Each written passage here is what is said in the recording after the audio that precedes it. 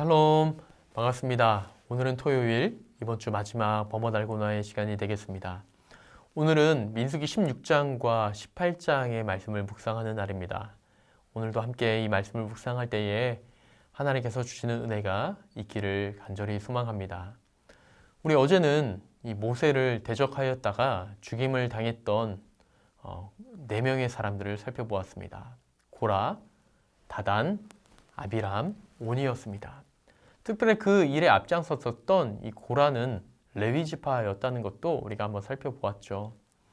레위 지파는 여전히 하나님의 일을 감당하는 사람이었고 또 하나님과 함께 일하던 사람들이었습니다.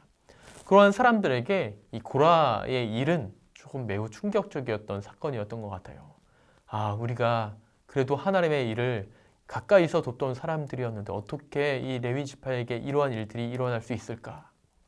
그들에게 내심 상처가 되었던 것 같습니다. 그런데 하나님께서는 그런 마음도 아시고 그 레위 지파의 마음을 다스리는 모습을 보여주시는데요. 그것이 오늘 우리가 읽을 17장의 말씀입니다. 하나님께서는 각 지파에게 말씀하셔서 12개의 지팡이를 가져오라고 말씀합니다. 각 지파마다 대표하는 지팡이를 가져오라고 하시는 거죠.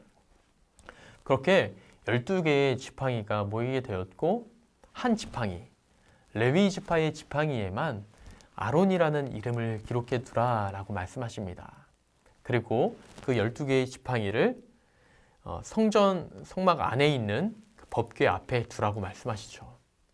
그렇게 하루 동안 법궤 앞에 지팡이들이 놓여져 있게 되었고 하루가 지난 뒤에 다시 그 지팡이를 수거하게 됩니다. 그런데 그때에 한 가지 특별한 일이 발생하게 돼요. 다른 11개의 지팡이에는 아무 문제가 없이 그대로 되돌려져 왔는데 아론이라고 쓰였던 그 지팡이, 아론의 지팡이에는 싹이 난 것입니다. 여러분, 지팡이에 싹이 날 수 있다고 생각하십니까? 물론 날 수도 있겠죠.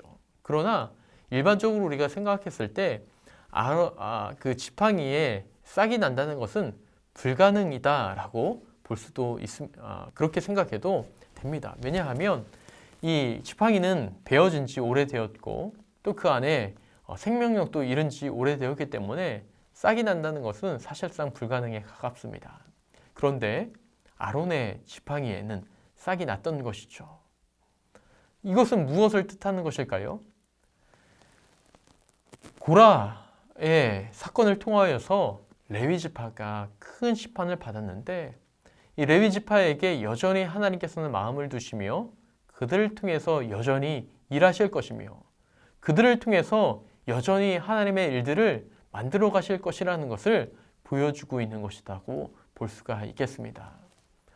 여러분, 때로는 이와 같이 우리가 너무나 힘들고 고통스럽고 상처받을 일들을 경험할 때도 있을 것입니다.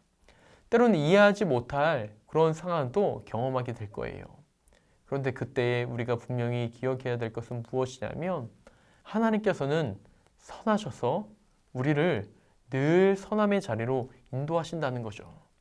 그런데 여기서 말씀하는 이 선함은요, 내가 원하는 선, 또 우리가 바라는 선이 아니라 하나님께서 원하시는 선이라는 것입니다.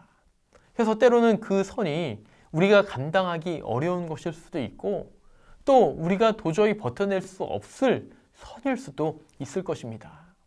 그런데 결국에는 하나님께서 합력하여 선을 이루시는데 그 은혜가 오늘 레위 지파에게도 임했던 것이죠.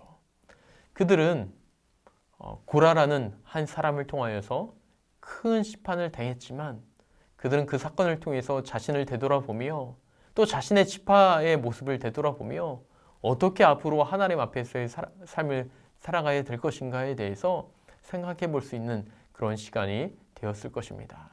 그래서 그들은 아론의 싹난 지팡이를 통하여서 다시 한번 하나님께 언약을 받고 또 이후에 등장하는 18장의 말씀을 살펴보면 제사장과 레위인의 직무에 대해서 하나님께서 분명하게 말씀하시며 또 그들이 가져야 될 분깃에 대해서도 하나님께서 말씀하시면서 하나님께서 레위 지파를 심판을 통해서 그들을 버리신 것이 아니라 여전히 여전히 하나님께서 그들과 함께 일하고 여전히 그들의 손을 붙잡아 주시며 여전히 그들과 함께 나아가게 될 것이라는 것을 하나님께서는 보여주고 계시는 것입니다.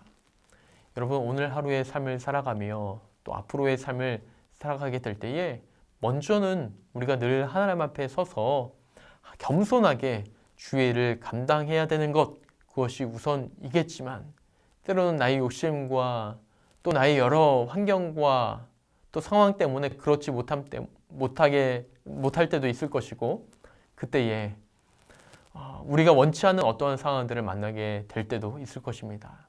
그때에 우리가 그때에도 겸손하게 하나님, 그럼에도 불구하고 내가 하나님의 은혜를 구하며 하나님의 은혜의 보좌 앞에 나아가길 원합니다.